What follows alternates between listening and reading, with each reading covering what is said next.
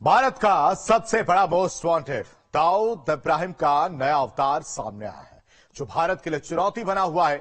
लेकिन अब भारतीय एजेंसियों ने डॉन के नए अवतार वाली पहेली को सुलझा लिया है। ऐसे में अब विदेशों से समुद्र के रास्ते ड्रग्स भेजने वालों पर जल्द शिकंजा कसने की तैयारी है।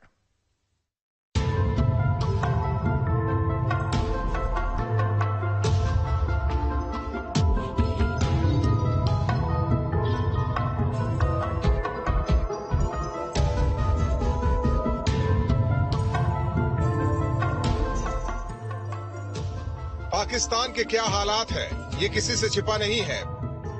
बावजूद इसके उसकी खुफिया एजेंसी आईएसआई अभी भी भारत के खिलाफ साजिश रचने से बाज नहीं आ रहा।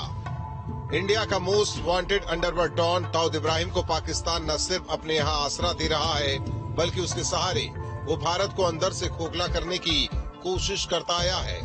हिंदुस्तान के सबसे बड़े दुश्मन और अपने चहेते दाऊद इब्राहिम को बचाने के लिए आईएसआई ने फिर एक नई चाल चली है। इस चाल के पीछे मकसद है इंटरनेशनल फोरम पर कराची में दाऊद की मौजूदगी को छिपाना।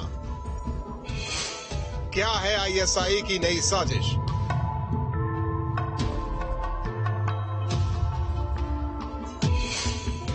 कौन है हाजी सलीम? कैसा है हाजी सलीम का चेहरा?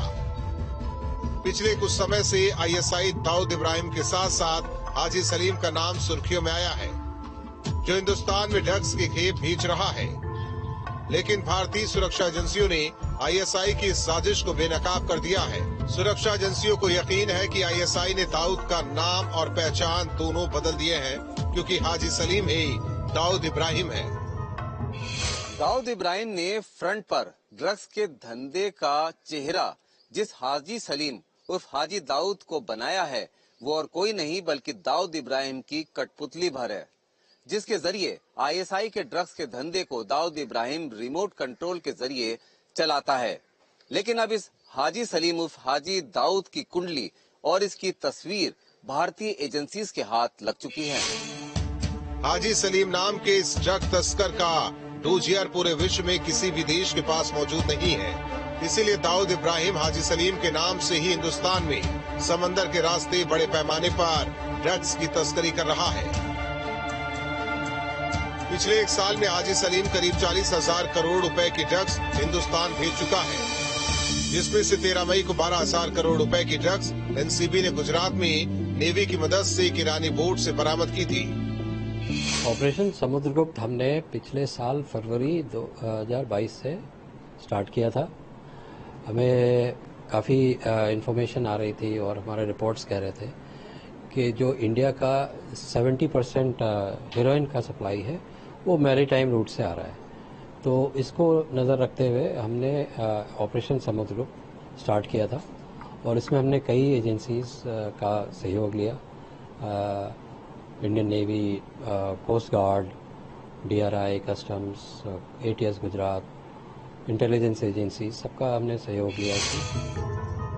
एनसीबी सूत्रों की माने तो हाजी सलीम का नेटवर्क ईरान, बलूचिस्तान, अफगानिस्तान और श्रीलंका से लेकर हिंदुस्तान तक फैला है।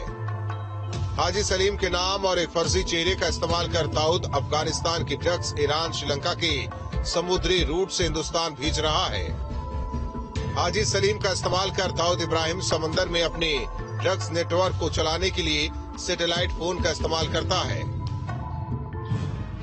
सूत्रों के माने तो हाजी सलीम यानी दाऊद इब्राहिम ने श्रीलंका में सत्ता परिवर्तन के बाद खराब हुए आर्थिक हालात का भी जमकर फायदा उठाया।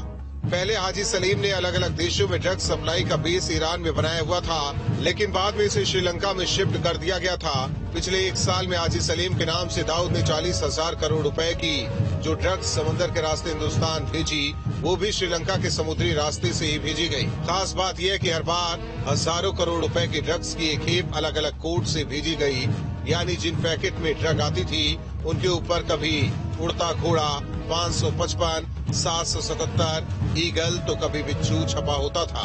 एनसीबी को ऑपरेशन समुद्रगुप्त के तहत पहली सफलता साल 2022 फरवरी में मिली, जब एनसीबी ने नेवी के साथ ज्वाइंट ऑपरेशन में 529 किलोग्राम हशीश, 221 kilo methamphetamine, 13 kilo heroin Gujarat के समंदर से बरामद की थी।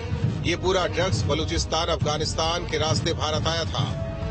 दूसरी सफलता अक्टूबर साल 2022 में ही केरला में समुद्र से 200 किलोग्राम हेरोइन बरामद हुई।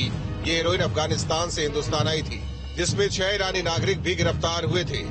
दिसंबर 2022 और अप्रैल 2023 में श्रीलंका और मालदीव्स के समुद्र में एनसीबी को इनपुट मिला था, जिस पर श्रीलंका नेवी ने अपने ऑपरेशन चलाकर 286 किलोग्राम हेरोइन, 128 मेथाम्फेटामिन के साथ 19 ड्रग तस्कर गिरफ्तार किए थे।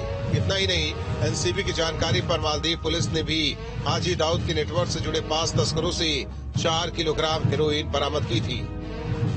इन कार्रवाई के बावजूद जब ड्रग की खेप हिंदुस्तान में आने से नहीं थमी, तो एनसीबी अधिकारियों ने इसे रक्त बीज का नाम देना शुरू कर दिया था।